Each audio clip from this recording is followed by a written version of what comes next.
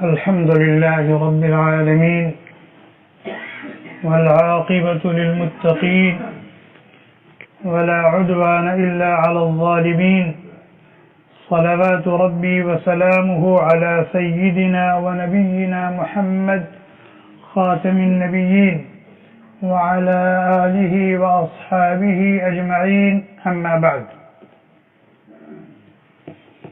أعوذ بالله من الشيطان الرجيم بسم الله الرحمن الرحيم واعبدوا الله ولا تشركوا به شيئا وقال تعالى إنه من يشرك بالله فقد حرم الله عليه الجنة ومأواه النار وما للظالمين من أنصار. عن معاذ بن جبل رضي الله عنه قال كنت ردف النبي صلى الله عليه وسلم على حمار فقال صلى الله عليه وسلم يا معاذ أتدري ما حق الله على العباد وما حق العباد على الله؟ قال قلت الله ورسوله أعلم. فقال صلى الله عليه وسلم فإن حق الله على العباد أن يعبدوه ولا يشركوا به شيئا وحق العباد على الله ألا يعذب من لا يشرك به شيئا متفق عليه أو كما قال النبي صلى الله عليه وسلم. حضرت ابراہیم علیہ الصلاۃ والسلام خلیل الرحمن ہیں، ابو الانبیاء ہیں، امام الحنفاء ہیں. جس گھر میں پیدا ہوئے، جس ماحول میں پلے بڑھے جوان ہوئے، وہ شرک اور بت پرستی کا ماحول تھا.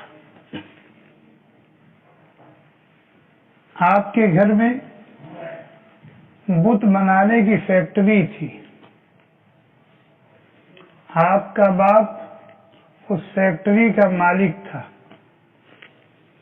بت بناتا تھا اور دوسروں سے بت بنواتا تھا. بت سازی کا کام ہوتا تھا اور پھر انہی بتوں کو بیچ کر کے اس کی روٹی کھائی جاتی تھی اور انہی بتوں کی پوجا پاٹ بھی ہوتی تھی. گویا کہ ان کا باپ بت تراش بھی تھا، بت فروش بھی تھا، بت پرست بھی تھا. ایسے گھر میں یہ پیدا ہوا، ایسے گھر میں ان کی نشو و نما ہوئی، وہیں پلے بڑھے جوان ہوئے اور اللہ تعالی کی طرف سے ان کو جو خطاب دیا گیا ان ابراہیم کان امۃ قانتا للہ حنیفا، کہ ابراہیم تنے تنہا ایک امت کے برابر تھے. ایک بڑی جماعت جو کام کر سکتی ہے، ایک بڑی جماعت کے اندر جو خوبیاں اور کمالات ہو سکتے ہیں، وہ تنے تنہا ابراہیم علیہ السلام کے اندر وہ خوبیاں اور کمالات تھے اور تنے تنہا ایک جماعت کے برابر وہ کام کر سکتے تھے. ان ابراہیم کان امۃ قانتا، آگے کہا قانتا، اللہ کے فرما بردار تھے. للہ حنیفا، ہر طرف سے ہٹ کر کٹ کر اللہ ہی کے ہو گئے تھے. خوبیاں دیکھیں، کمالات دیکھیں. شاکرا لانعمہ، اپنے رب کی نعمتوں کے شکر گزار تھے، اس کے قدرداں تھے. اجتباہ، اللہ تعالی نے ان کو اپنی خلت کے لیے، اپنی دوستی کے لیے منتخب کر لیا تھا، چن لیا تھا. وہداہ الی صراط مستقیم، اور اللہ تعالی نے ان کو صراط مستقیم پر چلا دیا تھا، جما دیا تھا. کتنی خوبیاں بیان کی اللہ تعالیٰ نے، کتنے کمالات بیان کیے اور جس کی تعریف اللہ تعالی کر رہے ہوں وہ کیسا ہوگا؟ اور حضرت ابراہیم علیہ السلام کے بعد دنیا میں جتنے انبیاء اور رسول آئے وہ سب آپ ہی کی نسل سے آئے. آپ کے 2 بیٹے تھے، حضرت اسحاق اور حضرت اسماعیل. حضرت اسحاق کی نسل سے 14,000 انبیاء آئے اور حضرت اسماعیل کی نسل سے خاتم الانبیاء اور امام النبیین آئے. تو سب کس کی جھولی میں گئے؟ حضرت ابراہیم علیہ السلام کی جھولی میں گئے. اسی لیے آپ کو ابو الانبیاء کہا جاتا ہے.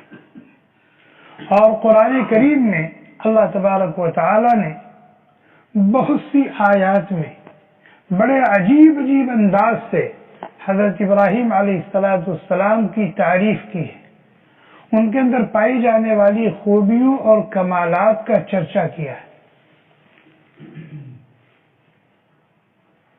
وہ ہر وقت شرک سے خائف رہتے تھے، ہر وقت وہ شرک سے ڈرتے رہتے تھے. امام الموحدین ہے، امام الحنفاء ہے، اور یہ لقب ان کو اللہ نے دیا ہے. وہ شرک سے ڈر رہے کہ کہیں مجھ سے شرک کا صدور نہ ہو جائے، کہیں میں شرک میں نہ پڑ جاؤں، کہیں میں کوئی شرکیہ بول نہ بول دوں، کہیں میں مجھ سے کوئی شرکیہ کام نہ ہو جائے. اپنے تعلق سے بھی خائف رہتے تھے اور اپنی ذریت اور اپنی نسلوں کے تعلق سے بھی ڈرتے رہتے تھے کہ کہیں میری نسل اور میری ذریت بت پرستی میں نہ آ جائے. اتنی بات سمجھ میں آئی؟ چنانچہ اللہ تعالیٰ کی بارگاہ میں دعا کرتے ہیں، وَجُنُوبْنِي وَبَنِيَّ أَن نَّعْبُدَ الْأَصْنَامَ.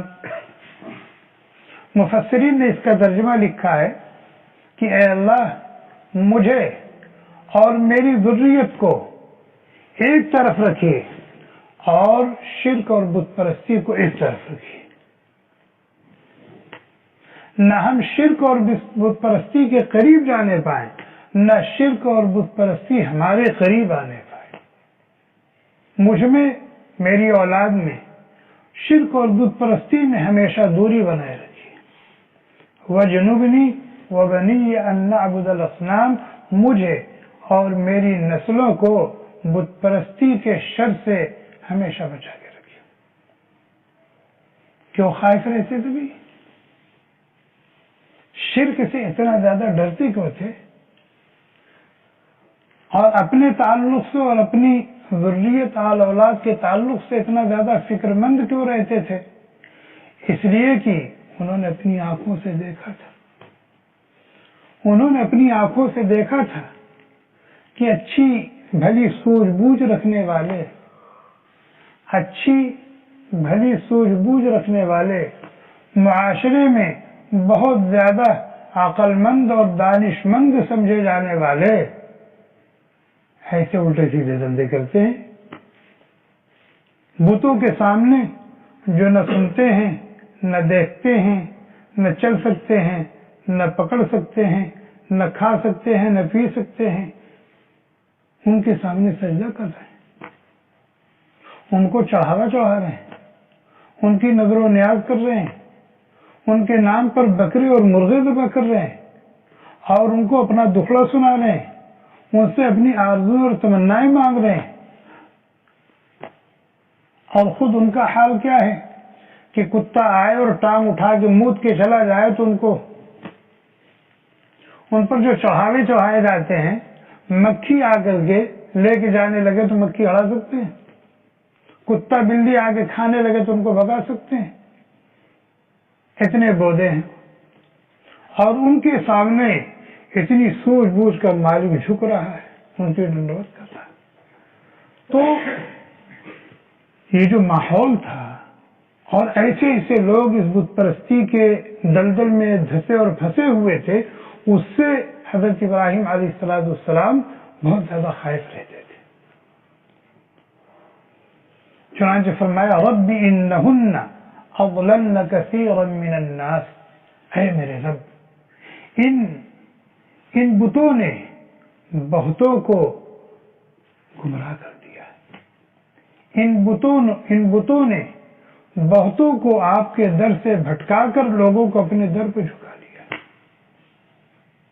اس لیے آپ خصوصی نوازش فرمائیے ہمارے اوپر اور ہماری پوری ذریت پر کہ ہمیں اس شر سے بچا کر کے رکھیں۔ حضرت لقمان، اللہ تبارک و تعالی نے ان کے اوپر حکمت کی بارش برسائی تھی، اور ان کی زبان سے نکلنے والا ایک ایک بول حکمت کے موتی ہوا کرتا تھا، اور اتنی قیمتی باتیں ہوتی تھیں کہ اللہ تبارک و تعالی نے ان کی بہت سی باتوں کو قرآن کریم میں نقل کیا ہے۔ اور اللہ تعالیٰ کا قرآن کریم میں ان کی باتوں کو نقل کرنا قصے اور کہانی کے طور پر نہیں ہے، بلکہ امت محمد علیہ السلام کو بتانے کے لیے کہ اگر تم باپ ہو تو ایسا باپ بننے کی کوشش کرو، ایسا باپ بننے کی کوشش کرو، اور اگر تم اپنے اولاد کی تربیت کرنا چاہتے ہو تو اس انداز سے ان کی تربیت کرو۔ یہ دیکھو ایک باپ ہے جو اپنی اولاد کی تربیت کر رہا ہے۔ کیا کہا؟ یا بنی لا تشرک باللہ ان الشرک لظلم عظیم، اے میرے لخت جگر، اللہ کے ساتھ شرک مت کرنا، شرک مت کرنا۔ آگے وجہ بیان کر رہے ہیں کہ کیوں تم کو شرک سے منع کر رہا ہوں۔ اس لیے کہ آسمان کے نیچے اور زمین کے اوپر اس سے بڑا اور کوئی ظلم نہیں، اس سے بڑی اور کوئی برائی نہیں ہے، اس سے بڑا اور کوئی گناہ نہیں ہے۔ ان الشرک لظلم عظیم۔ حضرت ابراہیم علیہ السلام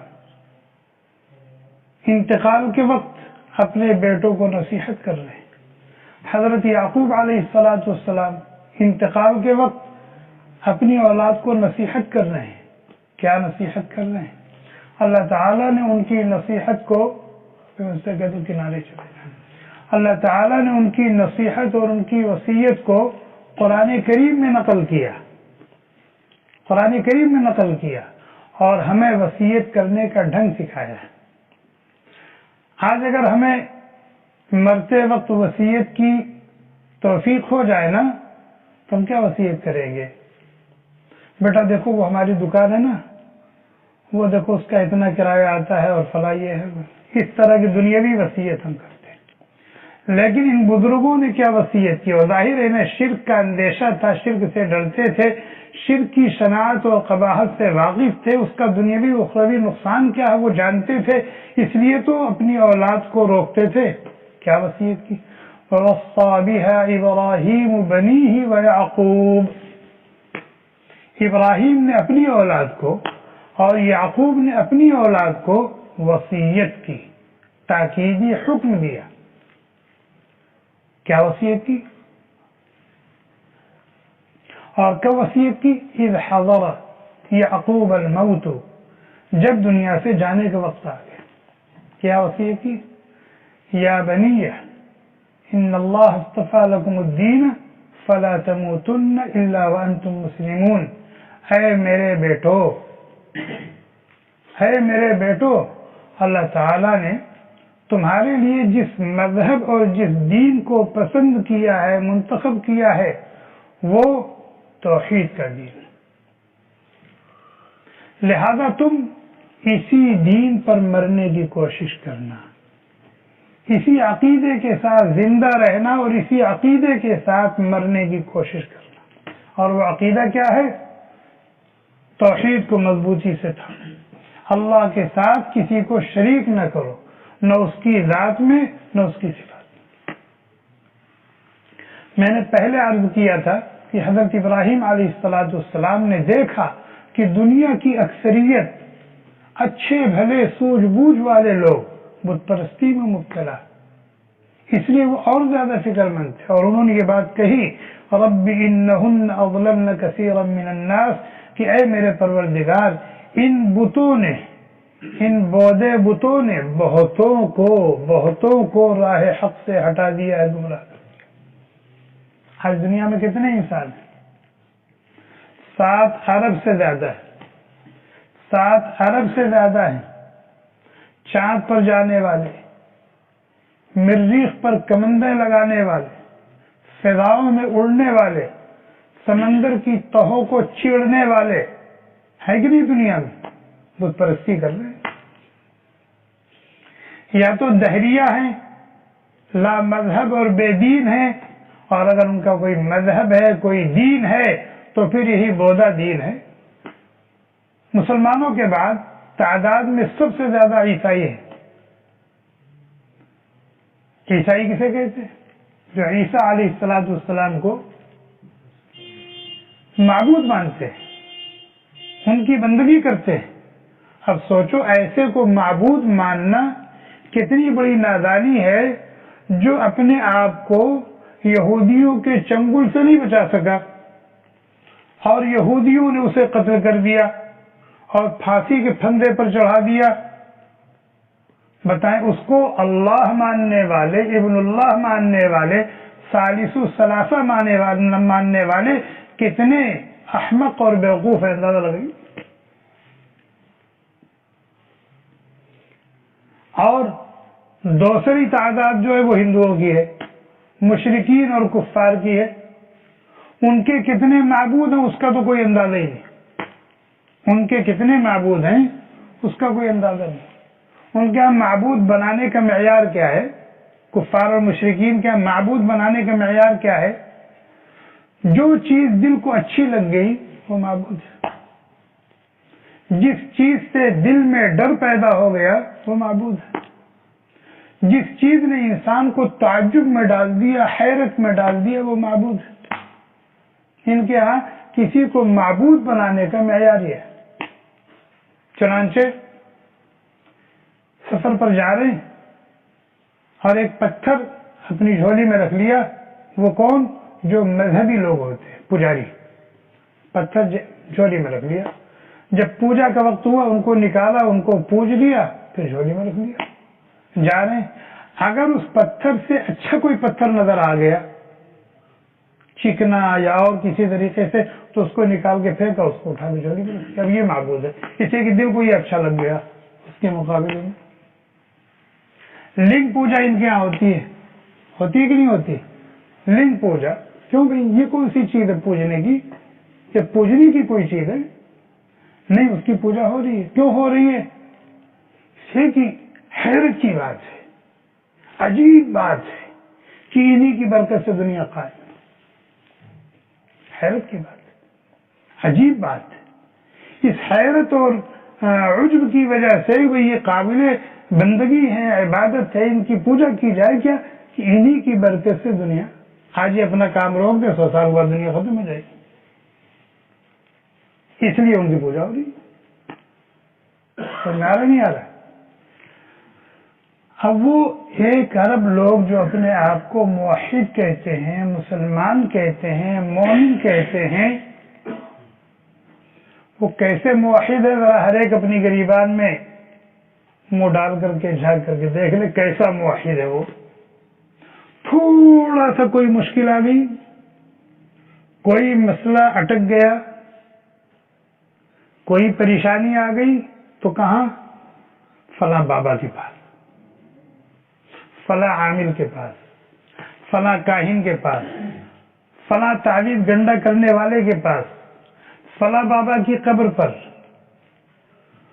وہاں بکرے بھی ذبح ہو رہے ہیں، مرغے بھی ذبح ہو رہے ہیں، چادریں بھی چڑھائی جا رہی ہیں، نذر و نیاز بھی ہو رہے ہیں، سجدے بھی ہو رہے ہیں، منتیں بھی مانی جا رہی ہیں، ہاتھ اٹھا کر کے دعائیں بھی مانگی جا رہی ہیں۔ یہ ہماری توحید ہے، یہ ہم مسلمانوں کی توحید ہے، جو اپنے آپ کو موحد کہتے ہیں، اپنے آپ کو مسلمان اور مومن کہتے ہیں۔ صحیح کہہ رہا ہوں غلط کہہ رہا ہوں؟ مسلمانوں کی اکثریت ان خرافاتوں میں مبتلا ہے کہ نہیں؟ یہی تو شرک ہے۔ بلکہ میں تو کہتا ہوں کہ اس دور میں مسلمانوں کا شرک کفار مکہ کے شرک سے بڑھا ہوا ہے۔ اس دور میں مسلمانوں کے اندر جو شرک ہے وہ شرک کفار مکہ کے شرک سے بڑھا ہوا ہے۔ پوچھئے کیسے؟ سمجھ میں آئی میری بات؟ کہ اس دور کے مسلمانوں میں جو شرک پنپ رہا ہے، پڑ رہا ہے، بڑھ رہا ہے، پھل رہا ہے، پھول رہا ہے، وہ کفار مکہ کے شرک سے بڑھا ہوا ہے۔ پوچھئے کیسے؟ قرآن کریم کی متعدد آیات میں اللہ تبارک و تعالی نے اس بات کو ذکر کیا ہے۔ وَإِذَا مَسَّ الْإِنسَانَ الضُّرُّ دَعَانَا لِجَنبِهِ أَوْ قَاعِدًا أَوْ قَائِمًا یا فَإِذَا رَكِبُوا فِي الْفُلْكِ دَعَوُا اللَّهَ مُخْلِصِينَ لَهُ الدِّينَ، کہ یہ مشرکین ان کو جب کوئی مشکل پیش آتی تھی تو پھر اپنے 360 کو چھوڑ کر ایک اللہ کو پکارنے لگتے تھے۔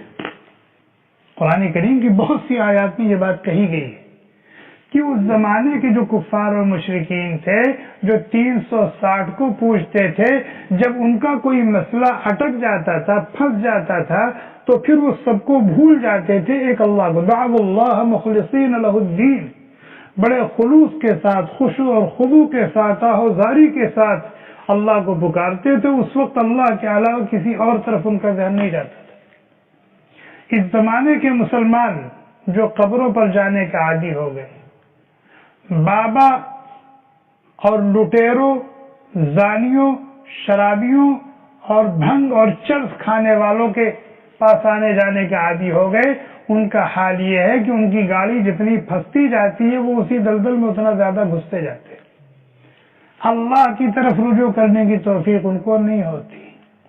مسئلہ اٹک گیا، نظر مان لی کہ 10 فقیروں کو کھانا کھلائیں گے، ابھی بھی حل ہوا اور اٹک گیا، نظر مان لی کہ مرغا قربان کریں گے، اور مسئلہ پھنسا تو بکرا قربان کریں گے، اور مسئلہ پھنسا تو اور بڑی قربانی، یعنی اسی دلدل میں پھنستے جا رہے ہیں، وہاں سے نکلنے کی توفیق نہیں ہو رہی ہے۔ اللہ تعالیٰ کی طرف رجوع کرنے کی، اللہ تعالیٰ کو پکارنے کی توفیق نہیں ہو رہی۔ یہ اس دور کے مسلمانوں کا شرک ہے۔ غلط کہہ رہا ہوں؟ مسلمان قبروں پہ سجدہ کرتا ہے نہیں کرتا ہے؟ اس سے بڑا شرک اور کیا ہوگا؟ قبر والے کے نام پر جانور ذبح کرتا ہے نہیں کرتا ہے؟ اس سے بڑا شرک اور کیا ہے؟ یہ سب اللہ تعالیٰ کا حق ہے، یہ سب صرف اور صرف اللہ کا حق ہے، بس جو ہم نے غیر اللہ کو دے رکھا، اور یہ سب کرنے کے باوجود ہم کیا ہے؟ موحد ہیں۔ ایک ہندو ہے، کبھی مندر نہیں جاتا، کبھی بدھ کو چڑھاوا نہیں چڑھاتا، بہت سارے ہندو ایسے ہیں، لیکن وہ ہماری نظر میں کیا مشرک ہیں۔ لیکن ہم 1000 شرک کر کے بھی ہم کیا ہے؟ موحد ہیں۔ ہم دھوکے میں ہیں، ہم دھوکے میں ہیں۔ یہاں سے جانے کے بعد قل هل ننبئكم بالاخسرین اعمالا، اللہ تعالیٰ کہتے ہیں کہ کیا میں تمہیں نہ بتاؤں کہ عمل کے اعتبار سے سب سے زیادہ نقصان اور گھاٹے میں کون ہوگا؟ الذین ضل سعیهم فی الحیاۃ الدنیا وهم یحسبون انهم یحسنون صنعا، کہ جو دنیا میں بڑے اچھے اچھے کام کرتے رہے لیکن ان کے یہ کام دنیا ہی میں بیکار اور بے اثر ہو گئے، کل جب اس کی جزا پانے کا وقت آئے گا تو ان سے کہا جائے گا کہ بھئی آپ کا تو یہاں کچھ نہیں ہے، آپ تو سب کچھ وہیں چھوڑ کے آئے، اور کیوں بے اثر و بیکار ہو گیا؟ شرک کرنے کی وجہ سے۔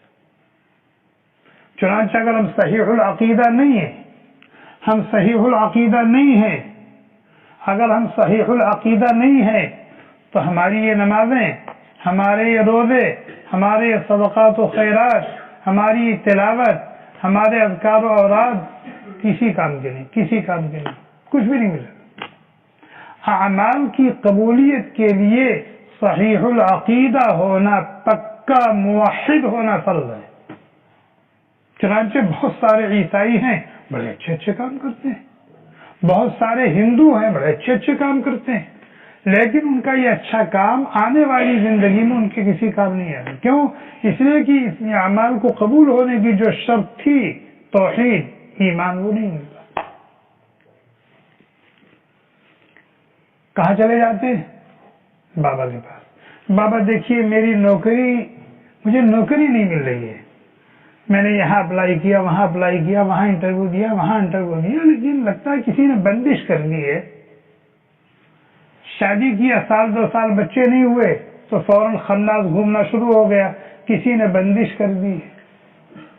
نوکری چھوٹ گئی، کسی نے کچھ کر دیا ہے۔ سر میں درد ہے، بدن میں درد ہے، اٹھتے ہوئے بدن کانپتا، کسی نے کچھ کر دیا ہے۔ اب جب یہ بھوت سوار ہو گیا دماغ میں، کسی نے کچھ کر دیا ہے تو پھر کہاں جائے گا؟ کرنے والوں کے پاس جائے گا نہیں جائے گا؟ ذرا میرا ہاتھ دیکھیے۔ اب وہ خوب ان کو کیا بناتا ہے؟ چے واو تے یہ الف بناتا ہے۔ کیا بناتا ہے؟ چے واو تے یہ الف بناتا ہے یا الو بناتا ہے؟ دیکھے گا ہاں معاملہ تو آپ کا بڑا خطرناک ہے، کالا جادو ہے، کالا جادو ہے۔ اب وہ بار بار طرح طرح سے اس کو کیا کرے گا؟ اس کے دماغ میں بیٹھائے گا کالا جادو، کالا جادو، اور فلاں جگہ دفن کیا گیا جہاں آپ پہنچ ہی نہیں سکتے، نہ وہ پہنچ سکتا ہے۔ آپ کے پاس تو 18 جن بھیجے گئے ہیں، انتہائی خطرناک قسم کے، اور وہ 18 میں سے کوئی امریکہ کی فلاں غار میں رہتا ہے، تو وہ افغانستان کی فلاں کھو میں رہتا ہے، وہ وہاں کی فلاں گڈھے میں رہتا ہے، وہ وہاں کی فلاں قبرستان میں رہتا ہے۔ اب ظاہر ان سب کو پکڑنا اور قابو میں لانا، وہاں سے تو بڑے خراجات ہیں، اس کے 5 لاکھ روپے لگیں گے۔ اللہ کے نبی علیہ الصلوۃ والسلام نے فرمایا من اتى عرافا فصدقه بما قال فقد كفر بما انزل على محمد، جو کسی ایسے بدبخت کے پاس آیا اور اس سے اس طرح کی باتیں پوچھی اور اس نے اس سلسلے میں کچھ بتایا، اس نے اس کی تصدیق کی، فقد کفر بما انزل علی محمد، اب وہ اپنے آپ کو مسلمان نہ سمجھے، وہ اپنے آپ کو مسلمان نہ سمجھے۔ آج یہ بات عام ہے کہ ہمارے اندر بھی اچھے خاصے پڑھے لکھے لوگ، میرے یہاں بھی لوگ آتے ہیں، میرے یہاں بھی لوگ آتے ہیں، میں اس لیے بتا رہا ہوں نا کہ میرے یہاں بھی لوگ آتے ہیں، مفتی صاحب میری نوکری چھوڑ گئی، یہ لگتا ہے کسی نے کچھ کر دیا ہے، لگتا ہے کسی نے کچھ کر دیا۔ ابھی کل ایک صاحب نے کہا کہ 5 سال ہو گئے شادی کر کے بچہ نہیں ہو رہا، لگتا ہے کسی نے بندش کر دی ہے۔ میں نے کہا میری بیٹی کو شادی کر کے 10 سال ہو گئے، ابھی بچہ نہیں ہوا، کہ میرے دماغ میں تو نہیں آئے گی کسی نے بندش کر دی۔ بندش کرنے کا مطلب کیا معلوم ہے؟ روزی پر بندش کر دی ہے، بچے پر بندش کر دی ہے، عزت پر بندش کر دی ہے، کاروبار پہ بندش کر دی۔ بندش کرنے کا کیا مطلب؟ بندش کرنے کا مطلب یہ ہے کہ اللہ تعالیٰ اس کو صاحب اولاد بنانا چاہتے ہیں، لیکن اس نے کرتب کر کے اللہ کے اس فیصلے کو روک دیا۔ ہائے ہائے، یہ مطلب ہے بندش کرنے کا، کہ اللہ تعالیٰ اس کو روزی دینا چاہتے ہیں لیکن اس نے کرتب کر کے اس روزی کو روک دیا ہے، یعنی آپ اس کو اللہ سے زیادہ طاقتور سمجھتے ہیں، یہ ہے بندش کا مطلب۔ اگر کوئی کسی کے بارے میں یہ سمجھتا ہے کہ روزی پر بندش، اولاد پر بندش، کاروبار پر بندش، ملازمت اور نوکری پر بندش یا بیماری ڈال دیا ہے، اس کا مطلب یہ ہے کہ آپ اس عامل کو، اس سادھو کو، اس ڈھونگی کو، اس جوگی کو، اس بدقماش کو اللہ تعالیٰ سے طاقتور سمجھتے ہیں، کہ اس نے اللہ تعالیٰ کے اس نے اللہ تعالیٰ کے فیصلے کو کیا کیا ہے؟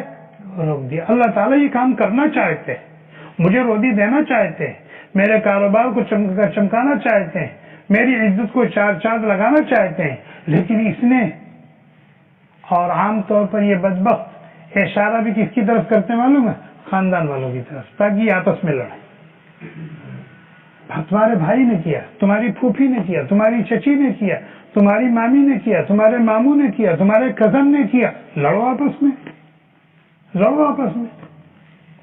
یہ صورت، یہ سب شرک اگر ہمارے اندر ہے یہ، یا اس میں کی کوئی چیز ہے اور ہم اپنے آپ کو مسلمان سمجھتے ہیں تو ہم دھوکے میں، ہم اپنے آپ کو موحد سمجھتے ہیں تو ہم دھوکے میں۔ بچہ بیمار ہو گیا، 1-2 مرتبہ دوا لی، نہیں اچھا ہوا، کسی نے کچھ کر دیا۔ میرے بچوں سے لوگوں کو حسد ہے، میرے بچوں کو دیکھنا پسند نہیں کرتے، طرح طرح کی چیزیں۔ حالانکہ اللہ کے نبی علیہ السلام نے فرمایا داؤوا مرضاکم بالصدقات، اپنے بیماروں کا علاج صدقے کے ذریعے سے کیا کرو، اپنے بیماروں کا علاج صدقے کے ذریعے سے کیا کرو۔ کبھی ہمارے دماغ میں آتا ہے، کل ایک صاحب نے فون کیا کہ مفتی صاحب میرا بچہ بہت زیادہ بیمار ہے، میں منت ماننا چاہتا ہوں. میں نے کہا کیا منت ماننا چاہتے ہو؟ کہا میں یہ منت ماننا چاہتا ہوں کہ اگر میرا بیٹا اچھا ہو گیا تو میں قرآن حفظ کروں گا. میں نے کہا اگر نہ اچھا ہوا تو قرآن حفظ نہیں کرو گا. یہی مطلب ہے نا، یہی مطلب ہے نا کہ اگر نہیں اچھا ہوا تو قرآن حفظ نہیں کرو گے. میں نے کہا اللہ کے بندے بجائے یہ منت ماننے کے ابھی سے حفظ شروع کر دو، حفظ شروع کر دو. دعا کرو کہ اے اللہ میں حفظ کر رہا ہوں، میرے اس عمل کی برکت سے میرے بیٹے کو صرف شفا دے دے، صحت دے دے. لوگ منت مانتے ہیں. حدیث میں آیا ہے یہ بخیلوں کی جیب سے پیسے نکالنے کا طریقہ ہے. اللہ تعالیٰ اس طرح سے نکالتے ہیں. بخیلوں کی جیب سے جو صدقہ کرنا نہیں جانتے، صدقہ کرتے وہ ان کا کلیجہ پڑتا ہے، اللہ تعالیٰ اس طریقے سے ان کی جیب سے نکالتے ہیں، نظر منوا کر کے، منت منوا کر. حالانکہ پہلے صدقہ کرو، جو کرنا ہے تم کو بعد میں وہ پہلے کرو اور کہو اے اللہ اس عمل کی برکت سے میرا یہ مسئلہ حل کر دے، میری یہ پریشانی دور کر دے. تو جس طرح سے انبیاء علیہم الصلاۃ والسلام اپنے تعلق سے شرک سے خائف رہتے تھے، ڈرتے رہتے تھے، اللہ تعالیٰ سے صراط مستقیم کی دعا کرتے رہتے تھے، اپنی نسلوں کے تعلق سے ڈرتے رہتے تھے، تو ہمیں تو اس سے کہیں زیادہ ڈرنا چاہیے. ہم تو بہت کمزور ہیں. ڈرنا بھی چاہیے اور اپنے شب و روز کا جائزہ بھی لیتے رہنا چاہیے. اگر خدا نخواستہ کہیں تھوڑی بھی بے اعتدالی نظر آئے تو فوراً اس کی تلافی کی کوشش کرنی چاہیے. اپنی بھی خبر لیتا رہے، اپنے بیوی بچوں کی خبر لیتا رہے، جتنے اس کے ماتحت ان سب کی خبر لیتا رہے کہ کہیں کوئی شرک میں تو نہیں مبتلا ہو رہا ہے، کہیں کسی سے کوئی کفریہ بول تو نہیں نکل رہا. کفریہ بولنا تو آج ایک عام سی بات ہو گئی. کفریہ بولنا تو آج ایک عام سی بات ہو گئی. ایک شخص الیکشن میں کھڑا ہو گیا، اس کو ووٹ چاہیے، مندر میں بھی جا رہا ہے، مسجد میں بھی جا رہا ہے، گردوارے میں بھی جا رہا ہے، چرچ میں بھی جا رہا ہے. اس کے ملک میں جتنے مذہب کے ماننے والے ہیں، ہر مذہب کے ماننے والوں کے عبادت خانے میں جا رہا ہے اور ان کی جیسی عبادت کر رہا ہے. کس کے لیے؟ ووٹ کے لیے. ووٹ کے لیے اپنا دین و ایمان بیچ رہا ہے، ووٹ کے لیے اپنا دین و ایمان بیچ رہا ہے. کرتا نہیں کرتا ہے، پتہ نہیں ایم پی بنے گا نہیں بنے گا، ایم ایل اے بنے گا نہیں بنے گا، لیکن بے ایمان اور کافر و مشرک تو بن ہی گیا اور لوگ اس کو اہمیت ہی نہیں دیتے. یہ ہمارے ملکوں میں ہوتا تھا، تو عالم ملکوں میں بھی ہونے لگا.